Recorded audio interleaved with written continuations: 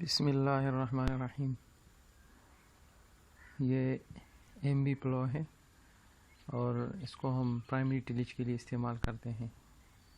اس کا مقصود یہ ہوتا ہے کہ اس کے ذریعے ہم کمپلیٹلی کنورژن کرتے ہیں، انورژن آف سوئل کرتے ہیں، یعنی جو مٹی ہوتی ہے اس کو مکمل طور پہ پلٹا دیتے ہیں، اوپر والا حصہ اس کو نیچے کر دیتے ہیں۔ اس کے مختلف پارٹس ہیں۔ یہ سب سے پہلے اس کا یہ پارٹ، اس کو ہم کہتے ہیں شیئر۔ یہ زمین کو یعنی نیچے کی طرف ہاریزنٹلی کاٹ دیتی ہے اس سمت میں۔ یہ تو بنی اسی طرح، لیکن یہ جب زمین کو کاٹتی ہے اس سمت میں اس کو کاٹ دیتی ہے، اور یہ والا حصہ یہ زمین کو ورٹیکل اس کو کاٹ دیتی ہے، تو یہ ایک سلائس بنا لیتا ہے۔ وہ سلائس یہاں سے گزرتے ہوئے مکمل طور پہ پلٹ جاتی ہے۔ پھر یہاں پر اس کے پیچھے یعنی یہ جو مول بورڈ لگا ہوتا ہے، اس کے پیچھے یہاں پر لینڈ سائڈ لگا ہوتا ہے۔ یہ سپورٹ دیتا ہے اس مشین کو، یعنی جب اس کو ہم کھینچ لیتے ہیں فیلڈ میں تو اس پہ کافی پریشر پڑ جاتا ہے۔ اس پریشر کی وجہ سے یہ والا حصہ خراب ہو سکتا ہے، تو اس کو سپورٹ کے لیے یہاں پہ لینڈ سائڈ لگایا جاتا ہے۔ پھر اس کے بعد ہے فراغ۔ اس کو ہم کہتے ہیں فراغ۔ فراغ کا کام یہ ہے کہ یہ مول بورڈ یعنی اس بورڈ کو لینڈ سائڈ جو سپورٹ دیتا ہے اور اس ٹینڈر کو آپس میں ملا دیتا ہے، یعنی اس کو ان سب چیزوں کو آپس میں ملانے والی چیز وہ فراغ کا کام ہے۔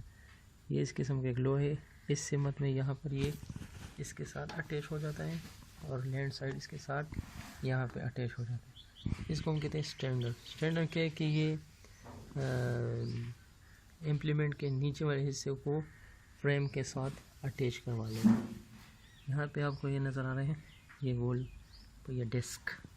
اس ڈسک کا کیا کام ہے کہ جب اس قسم کی جڑی بوٹی ویڈ وغیرہ فیلڈ میں آ جاتے ہیں تو یہ اس کو کاٹ دیتے تھے، یعنی اگر یہ ڈسک اس میں نہ ہو تو اس کا نقصان کیا ہوتا ہے کہ یہ جڑی بوٹی سارے یہاں پہ جمع ہو جاتے ہیں، اس طرح اکٹھے ہو جاتے ہیں، تو پھر اس مشین کو صاف کرنا یا چلانا مشکل ہو جاتا ہے، تو یہ ڈسک اس کو کاٹ دیتی ہے۔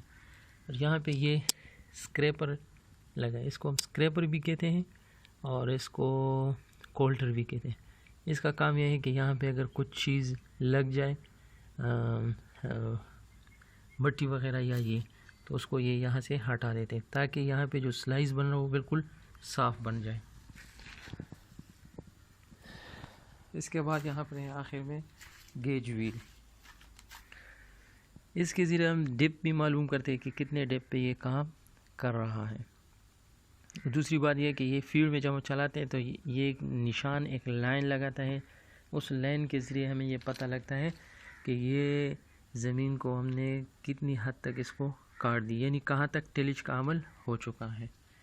اس حصے کو مول بورڈ کہتے ہیں، اسی وجہ سے اس امپلیمنٹ کا نام مول بورڈ پلو رکھا گیا ہے۔ اس کے بعد یہاں پہ ہے 3 پن پوائنٹ، یہ جو آپ کو نظر آ رہا ہے 3 پن پوائنٹ۔ ایک پوائنٹ یہ ہو گیا، ایک یہ اور ایک یہ 3۔